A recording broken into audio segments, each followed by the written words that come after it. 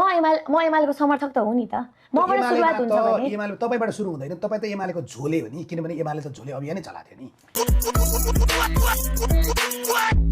हामीले प्रश्न चाहिँ गरेका छौँ उहाँलाई पनि यो कुरामा कोठाभित्र बसेर के गर्नुभयो थाहा हुन्न भने केपी ओलीको अगाडिपट्टि बसेर चिया र बिस्कुट खाएर के भन्नुभयो हामीलाई थाहा हुन्छ बात त सही है यहाँ त मान्छे मरेको छ मान्छे गोली हानेर ताकी तर उहाँले राजीनामा दिनु भएन दुःख व्यक्त गर्नु भएन बरु के भन्नुहुन्छ भने स्वचालित हतियारवाला आएछ र टटटटटट पड्काएछ भन्नुहुन्छ होइन होला के हो अनि त्यो 76 जना मान्छे मर्दा हजुर 19 जना तपाईँ जस्तै साथीहरूमाथि त्यो पनि कलेजको ड्रेस लाएको बेलामा गोली चल्दा तपाईँको यो अन्याय भन्ने चाहिँ कहाँ गएको थियो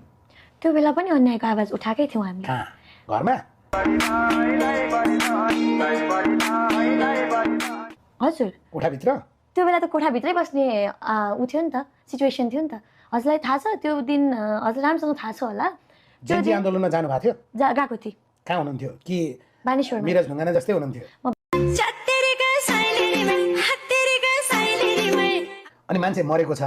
तपाईँ जला छुट्याउनका लागि सडकमा नारा लाउन जानुभयो नि उहाँले के भन्नुभयो थाहा छ केटाकेटीहरूलाई खुसी बनाइदिनु म एकछिन लुक्दिएँ लुक्न पनि उहाँ मकवानपुरको चन्दवनसम्म हेलिकप्टर चढेर जान्छ कोही यो चाहिँ किन नसोधे त्यो नारा लाउने बेला सोध्नु पर्दैन खत्म bye bye tata goodbye गया यो कुरा उहाँले जान्नुहुन्छ तर उहाँको समर्थनमा आएको तपाईँ उहाँको ढाल बनेर आएको तपाईँ उहाँलाई छोड्नु पर्यो उहाँ हतियार होइन भन्न आएको तपाईँ यत्रो ठुल्ठुलो कुरा नजानुहोस् न मेरो कुराको सिधा जवाब दिनुहोस् क्या म नेताहरूसँग प्रश्न गर्दा गर्दा गर्दा गर्दा वाक्क भएको छु हजुर म सुगर खानुहुन्न भन्छु उहाँहरू जेरी पकाएको पकाइ गर्नुहुन्छ है तर काहीँ पनि संविधानमा चाहिँ प्रधानमन्त्रीले चाहिँ हजुरको आदेश दिन मिल्छ भन्ने लेखेको छैन त्यो पनि हामीले जान्न जरुरी छ त्यो बाहेक मेरो प्रश्न कस्तो थियो भन्दा संविधान पढाउनु भएको होइन त्यो भन्न हजुरलाई होइन हजुरलाई त मैले कहाँ पढाउनु म तपाईलाई संविधान पढाइदिन्छु 11 बजेदेखि हामी भेला हुने हाम्रो कुरो थियो अनि मिन भवनबाट यत्रो ठुलो ग्रुप आए उहाँहरूले संसद भवनमा आक्रमणै गर्नुभयो यो पनि हामी प्रत्यक्षदर्शी छौँ अनि त्यसपछि राष्ट्रिय वाणिज्य ब्याङ्क साइडपट्टिको त्यो पर्खाल त्यता पनि आक्रमण भयो सबै देखेको कि ओली पक्षले पढाएको मैले देखेको प्रत्यक्ष रूपमा भोकेर आउनु भएको जस्तो के त्यो वक्तित्व कला होइन हामी पनि कानुन विपरीत त छैनौँ नि त कानुन छ नि अख्तियार अनुसन्धान आयोग आफ्नो मान्छे लगेर राखेपछि के हुन्छ र संविधान बनाउने बेला भने होइन 2 वर्षसम्म सरकारका विरुद्ध अविश्वास प्रस्ताव ल्याउन पाइँदैन सरकार परिवर्तन हुँदैन भनेर कतिचोटि नौटङ्की गर्नुभयो कतिवटा मुख्यमन्त्री बनाउनु भयो कतिचोटि प्रधानमन्त्रीले चाहिँ विश्वासको मत लिनुभयो कतिचोटि शपथ खानुभयो त्यो कुरामा कतिचोटि प्रश्न उठेन नि त हाम्रो जेन्जी छोराछोरी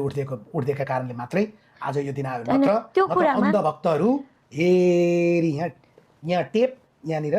पर्दा लाएर मेरो खराब पानी छ मेरो खराब पानी छ मेरो खराब त्यो कुरामा हजुरहरूको जेनेरेसनदेखि भएको कुरा होइन यो हजुरहरू किन चुप लाग्नु भयो हामी त बोलेछौँ यो के गरिरहेछौँ त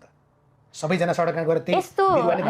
हामीसँग यस्तो धेरै कन्स्पिरेसी छ यति धेरै कुरा छ भने कानुनी निकायसम्म पुगेन किन कानुन नेताको हेर यहाँ खल्तीमा छ भने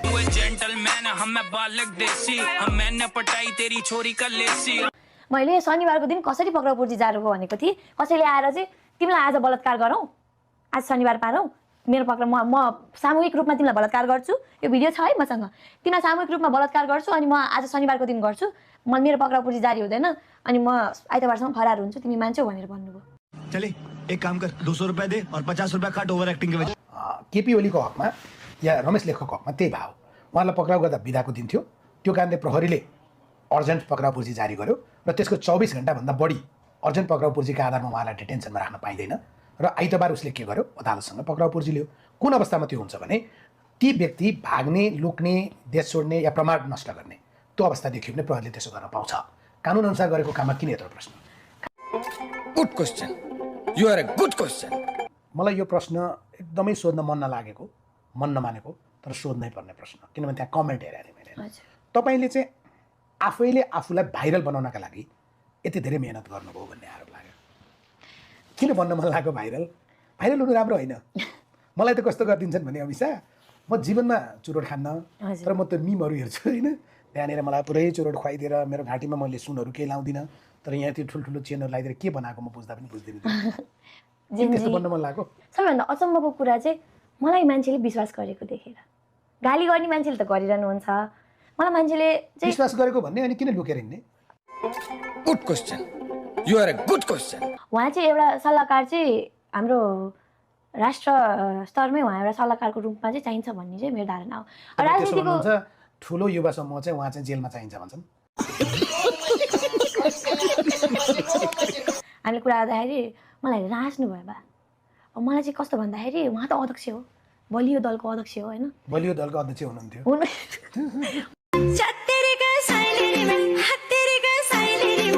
सुदन गुरुङज्यूले आफैले तपाईँले सुदन गुरुङलाई हत्या र गृहमन्त्री राजीनामा दिए भनेको चाहिँ अहिलेको अवस्था तिमीले हत्या गर्यो गृहमन्त्री भएपछि भने होइन। होइन, तपाईँले जेनजी आन्दोलनका क्रममा जुन 76 जनाको ज्यान गयो त्यो हत्यामा तिमी पनि संलग्न छौ भने हो। यस्तो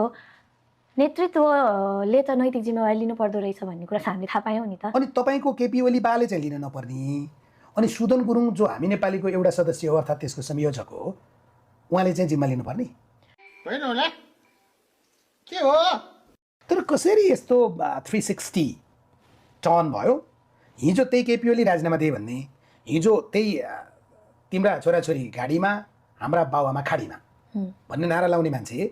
भ्रष्टाचार अन्त गर सुशासन कायम गर भन्ने मान्छे, अनि जो मान्छेमाथि यत्रो मान्छेहरू मारेको आरोप छ, तपाईँ जस्तै साथीहरू मारेको आरोप छ, उसैलाई पक्रिँदा कारवाही नगर भनेर तपाईँ सडकमा आउनुहुन्छ, गर्न चाहिँ के खोज्या तपाईँले?